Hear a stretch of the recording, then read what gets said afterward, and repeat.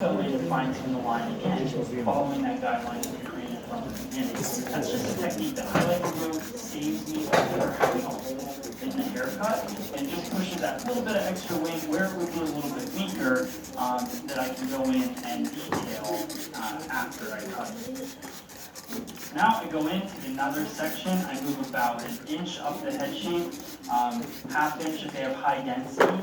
Then I continue taking horizontal panels. I'm working my way all the way up the head until I get to the low crown. Then I'm going to switch to vertical partings. So just taking a little bit of the new hair, a lot of the old hair, just bringing that into my hand, finding a clean guideline, and again, creating that square back, so just a straight line in the back, which creates that disconnection behind the ear, which you can see as I drop it right there, and then I'll go in and fine tune it and cut my line afterwards. So, horizontal section, see the elevation coming off. If you notice where 90 degrees would be coming off of that section, I'm at about 45 degrees. That's a nice medium graduation. So that's the consistency that I want throughout this entire cut. Extra over direction, the head shape around the ear kind of peels in, so you get that extra over direction, which creates that disconnection at the bottom. Then I'm going to go through and I'm going to fine tune it. Also notice that I had a little small hair that was missed in that part of the cut. So I go back and I cut it the exact same way. I don't just chop off that piece of hair when I see it fall down. And now I clean off that disconnection, gives me a nice thick feeling right behind the ear. You can see it creating a very nice balanced shape. So now I want to break up this section, but I'm going to start working vertically. And the reason I want to work vertically is because if I continue to work up the head shape horizontally, my hand would want to fall down.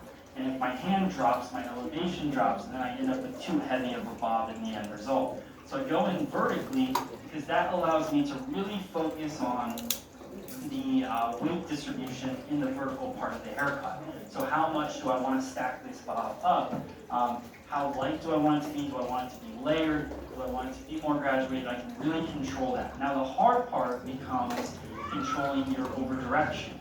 So as I take each vertical parting, I want to make sure it's coming straight back from the head, just like I was doing when I was cutting it horizontally, so I still continue to get the same exact shape, using the bottom part of the haircut as my guideline. So now you'll see that I kind of create my own line because I still don't want to follow that curve down, so I still create a disconnection that I can go in and then clean off later on.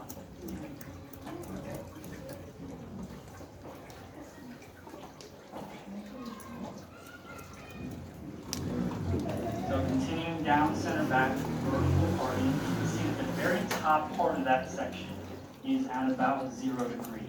So right where my fingertips are. But then everything from below my fingertips is definitely at a higher elevation. So you get a nice light feel, but then you get that little bit of a bevel, the heaviness that kind of sits right at the top of the occipital bone. That's where we want it to live for this haircut. Really balances the head shape. You can see my guide very cleanly throughout. That's very important, so make sure you're not taking too thick sections as you work your way through. And everything is coming straight back. I like to pretend like I'm sitting in a box, so nothing goes outside that box. That allows me to create a square shape in the haircut. And then I go through and I clean off that line, that disconnection that we created. Now, if you wanted to create more of a triangular feel to the haircut, then you can continue to extend that over direction back and then grow the length into the front. But I'm not looking to create a square or a triangular graduation in this particular haircut. Now, one thing you're going to notice that I switch up is the fact that my fingers are now pointed down. I've talked about this many times in many videos, but those of you that are watching for the first time, the reason you want to do that is you always want to be combing the new hair to the guideline. Whether I said that 100 times or not, you've heard it 100 times, it's that important because anytime you're inconsistent with how you comb the hair.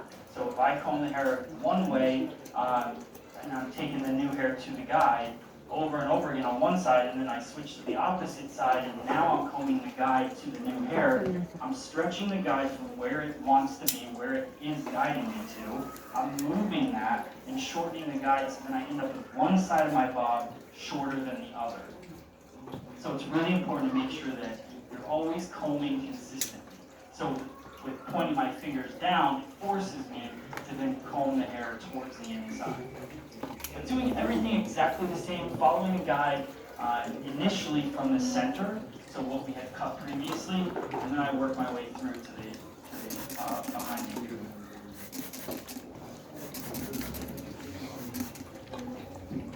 Go through and I check horizontally just to make sure that my line looks good. It should look square in the back. It shouldn't have any angle to it when you pull it out. If it does, then you got to go back through and cut it. You don't want to just cut that top portion that you check horizontally, because then you're not cutting the rest that's underneath it. So you want to make sure if your cross-check, your horizontal check on this particular part of the haircut, if it doesn't line up, then you got to go back through vertically and fix it.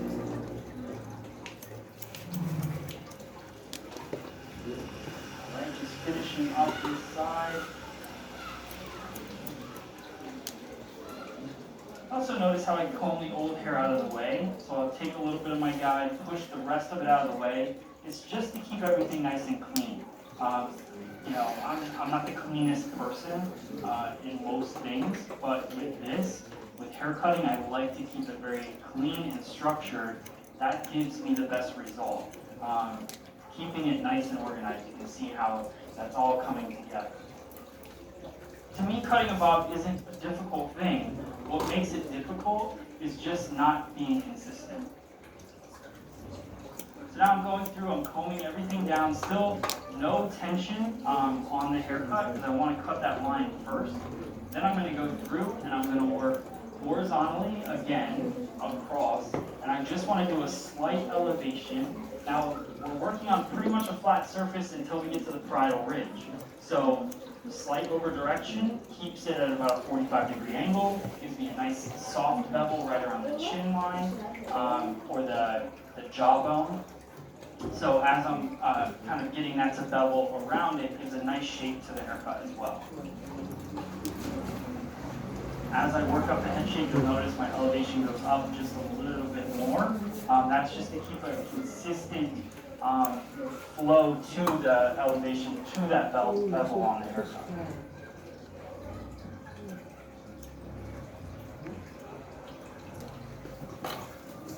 So you can see that's pretty much the end result of the right-hand side. Now you can see the consistency in it. You can see that it follows that jawline really well. I like this for anybody with like kind of an oval-shaped face. Anybody that has more of a rounded face, I like to drop it just below the jawline, maybe an inch below it, because it helps elongate the face a bit. Also, somebody that has a square face works really well to drop it a little bit below as well. So same thing on this side, 45-degree elevation, working my way up the side of the head.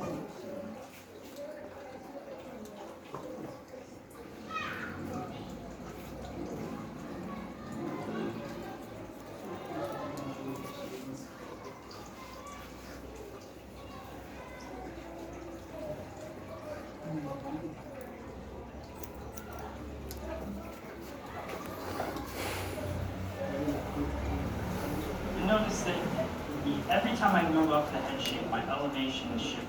So now it's higher than it was when I first started. Again, just to balance that weight distribution.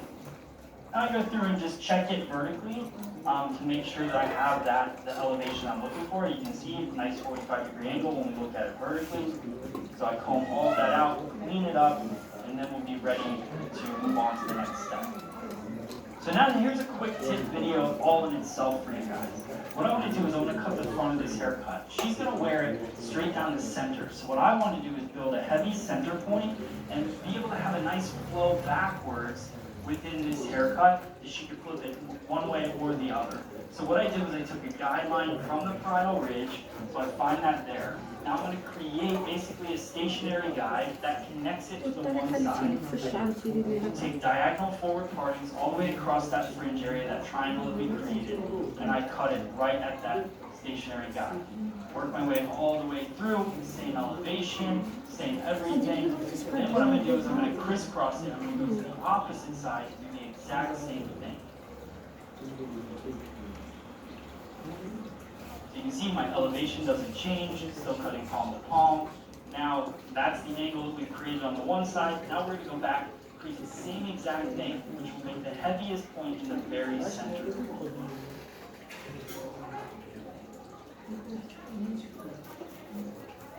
So still diagonal forward parting, over directing it to a stationary guide, and working my way through.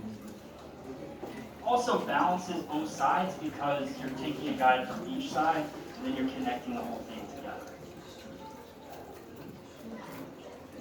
So you can see how the heaviest point is right in the center. So when she brushes it back, she's going to wear it down the center, but she could flip it from side to side, but it gives it a nice flow and a nice even feel to the very front. So now we're going to use the Palmetto Neuro Halo blow dryer. This is a really cool blow dryer because it has a fully digital top, which has all the heat settings, the airflow setting, the ion settings, and you can adjust everything through it. It's also got a magnetic air filter in the very back of the blow dryer, and it gives you an alert when it needs to be cleaned. So you just pop that magnetic filter off, clean it up, and you're good to go. That's probably the biggest destroyer of a blow dryer is not keeping it clean. This blow dryer makes it nice